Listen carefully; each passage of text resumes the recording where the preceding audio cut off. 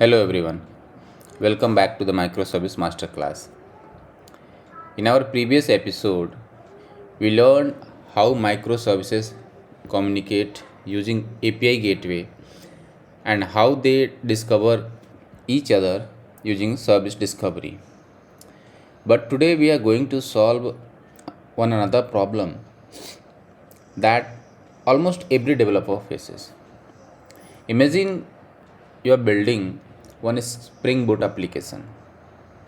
Everything works perfectly on your laptop. But now think that your QA team asking for a build and they want to test it. Then your DevOps team deploy it to the production. So here is the question, how should you modify your Java code every time to deploy to different environment? Meaning, should you modify your Java code every time to deploy to a different environment? Of course not. That would be nightmare, right? That would be nightmare. So how do companies deploy the exact same application to development, QA, staging, and production without changing the single line of code? That's exactly what configuration management solves. By end of this video, you will understand how enterprise companies manage the configuration securely and efficiently. So let's get started. Let's begin with the very simple question. What is configuration management? What exactly is configuration? Many developers think configuration means only the application.properties file. But that's only one part of it. Configuration is everything your application needs to run but shouldn't be hard coded inside your source code. For example, database URL, username, password, API endpoint, Kafka brokers, Redis host, feature flags, JWT secrets, email server configuration. Notice something. None of these values define your business logic. They only tell the application where to connect and how to behave. Think of, think of your application like a person moving into different houses. The person stays the same, only the address changes. Similarly, your application stays the same, only its configuration changes. That's why we always says code should remain the same, configuration should change. Right? Now let's see the next topic, why configuration management is needed. Let's understand this with the real world example. Suppose you have built an e-commerce application. Today you are running it locally. Your database URL looks like this. Your database URL looks like localhost colon 5432. Now the QA team deploys it and their database is completely different, something like qadb.company.com. Later production goes live. Now the database becomes proddb.company.com. Imagine if you had to open your Java code every time and replace the database URL, then rebuild the project, create new jar, deploy again, repeat this for the every environment. That's a lot of unnecessary work. Now multiply this by 100 microservices. It becomes impossible to manage. Configuration management solves this problem by keeping environment specific value outside the application. The same application can run the same application can now run anywhere. Only the configuration changes. Right?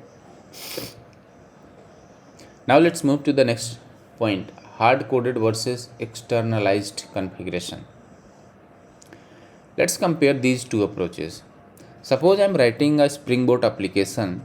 The first approach looks like this. Inside my code, I write string db URL and I have given hard coded URL like something JDBC, Postgres, prod db company.com.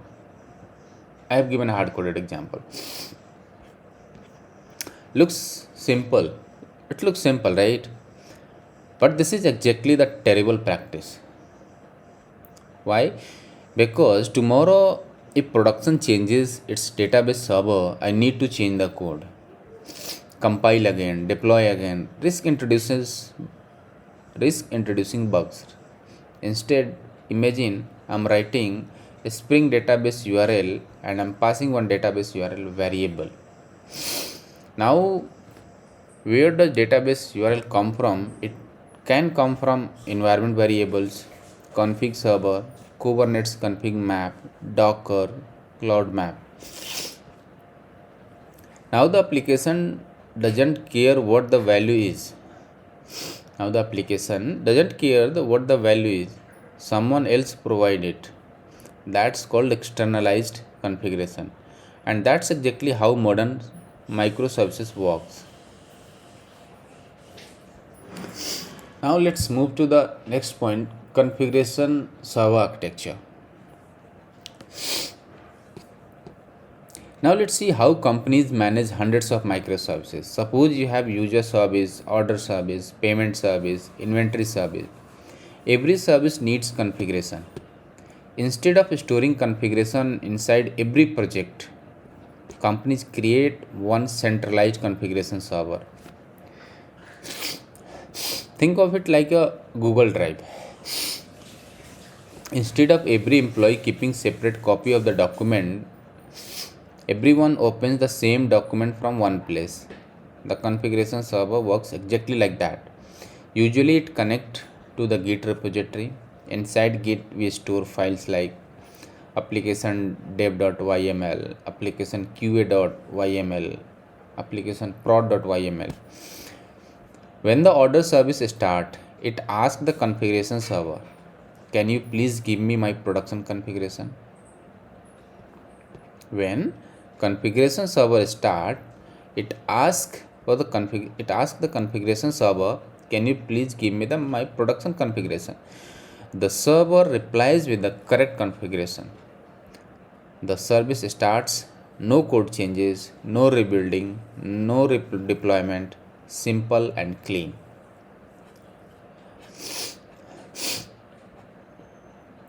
Now let's move to the next point, configuration loading lifecycle. Now let's understand what happens when a microservice starts. Step 1, the application starts. Immediately it reads the small bootstrap configuration. This bootstrap file only contains some important things.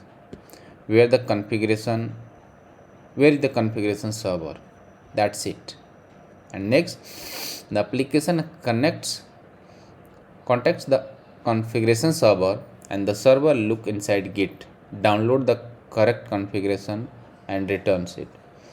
The application loads everything into memory, and finally the application start accepting request.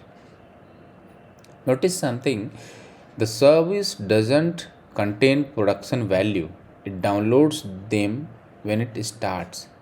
That's why the exact same jar file can run in every environment.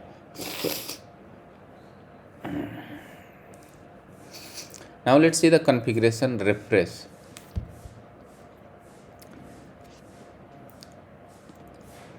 Suppose your operation team wants to change the log label, maybe from info to debug. Should they restart every service? Not necessarily. Modern microservices allow configuration to be refreshed dynamically. Meaning, in the last point, we discussed that it reads the configuration while start the service. But what a running service needs some configuration changes. Suppose currently you are logging for the info level of the log, and you want to log it debug label. So, right. So modern services allow configuration to be refreshed dynamically. For example, Spring Boot provides actuator refresh endpoint. When it triggered, the service reloads its configuration without restarting. Even more interesting, Spring Cloud Bus can notify multiple microservices simultaneously. One configuration change. Hundreds of services update automatically. Imagine changing a feature flag for an entire application in a second. That's the power of dynamic configuration. Now let's move to the next topic, secret management. We have learned how to keep configuration outside the application. But now let me ask you another question. Would you store your ATM pin inside your wallet on a piece of paper? Probably not. If someone steals the wallet, they have everything they need. That same thing happened in software. Many beginners write something like that directly the code like spring data source password my password 123 jwt secret my secret key. It works, but extremely dangerous. If the code is pushed to the GitHub, your password are exposed forever. Even if you delete the file later, Git still keeps the history. So, what should be the what should we do instead? Sensitive information should be stored in a dedicated secret manager. Think of it like as a digital locker. Only authorized application can open it. Some popular secret management tools like Hardcoded Vault, AWS Secret Manager, Azure Key Vault, Kubernetes Secret. Here is how it works. The application start. Instead of reading the password from the code, it asks the secret manager, "Can I have my database password?" The secret manager verified the application identity.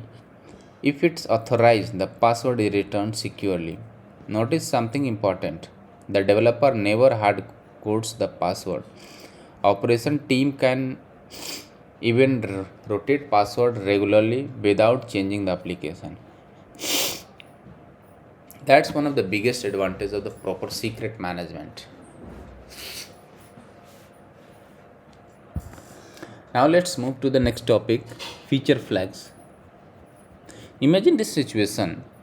Your team has developed a brand new checkout page, but the management isn't ready to release it yet.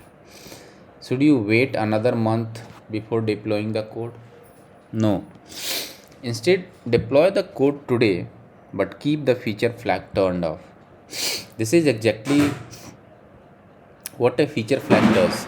Think of it like a light switch in your room. The wiring already exists. You simply choose whether the light is on or off. A feature flag works in the same way. The application read at the okay. The feature flag works in the same way. It defines like a feature dot new checkout true, feature dot recommendation false, feature dot coupon mode true. The application read these value during runtime. If the flag is enabled, users see the new features. If it is disabled, they continue using the old one. The beautiful part, you don't need to deploy new code. You simply change one configuration value. Large companies like Netflix, Amazon use feature flag extensively. Suppose Netflix wants to test new recommendation algorithm. Instead of showing it to all users, they may enable it for the just 5% of customers. If everything looks good, they increase it to 20%, then 50%, and then finally 100%. This gradually rollout reduces risk dramatically. Feature flag also helps in instant rollback. If a new feature causes the problem, simply turn it off. The old functionality became active immediately. No emergency deployment, no panic. Now let's see the next topic, Kubernetes configuration. Earlier we learned that ports are temporary. Well, configurations should also stay outside the container. Kubernetes provide two important objects. The first one is config map. Config map store normal configuration like database URL, API endpoint, log label, feature flag. Nothing confidential. The second one is secret. Secrets store sensitive information like password, API key, certificates, JWT secret. Now suppose your application starts inside Kubernetes. The pod doesn't contain any configuration. Instead, Kubernetes inject config map and secret into the pod. This can happen in a several ways, as an environment variable, as mounted file, or as a command line argument. The application simply read them during startup. The biggest benefit, if you move the same Docker image from development to production, you don't rebuild the image. Only config maps and secrets change. Exactly the same image, different configuration. The next topic is popular configuration tools. Let's quickly look at the tools companies using. If you are working with Spring Boot, you will probably see Spring Cloud config. It stores configuration in a Git and distribute it to every microservice. If your organization using HashiCorp products, console becomes another excellent option. It combines service discovery and configuration management. In Kubernetes, config map and secrets are a standard solution. If you are running on AWS, you commonly use systems manager parameter store, AWS app config, AWS secret manager. Each tool solves the same problem. Store configuration outside the application, manage it centrally, secure it properly, and choose it depending on your technology stack. Let's see one real world example. Let's understand everything with one complete example. Imagine an e-commerce company. They have four environments: development, QA, UAT, and production. Now, here is the interesting part. The application jar file is exactly the same in all four environments. The only thing that changes is the configuration. In development, the application the application connects to the development database. In QA, it automatically connects to the QA database. In production, it uses the production database. No code changes, no rebuilding, no new Docker image, just different configuration. This is one of the best principle follow the modern DevOps. Build once, deploy everywhere. Now let's see the next point, common mistakes. There are some common mistakes that many developers makes. The first mistake is hard coding password. Never do this. The second mistake is storing secret inside Git repository. Git should contain configuration template, not actual secrets. Another common mistake is duplicating configuration across every service. If one value changes, you have to update dozens of files. Some team also restart every service after every configuration change. Modern systems support dynamic refresh. Take advantage of it whenever possible. And finally, Don't forget encryption. Sensitive data should never be stored as a plain text. Now let's move to some best practices.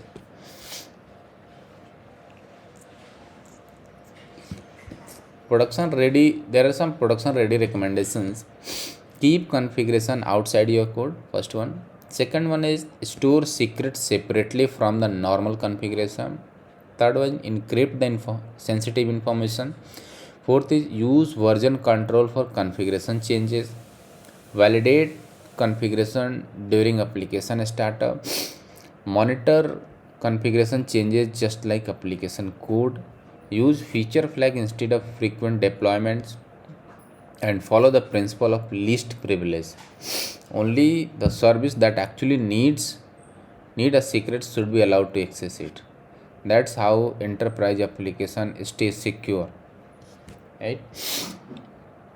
Let's summarize today's lesson.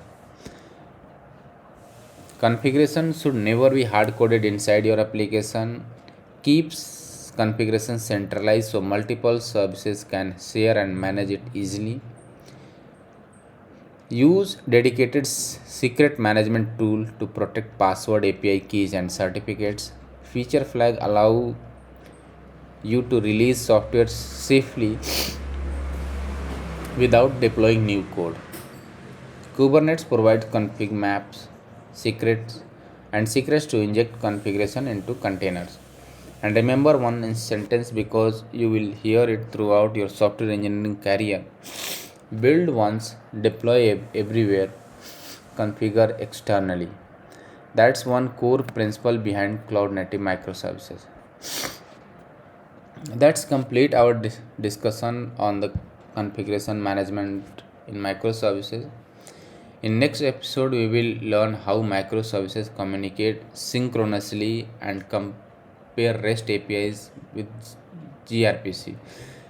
We will see when REST is better choice when gRPC signs, and how companies use both together in production system. If you enjoy this lesson, don't forget to like this video, subscribe to Avinash Explains Tech, and share it with your anyone learning microservices. I'll see you in the next episode. Thank you.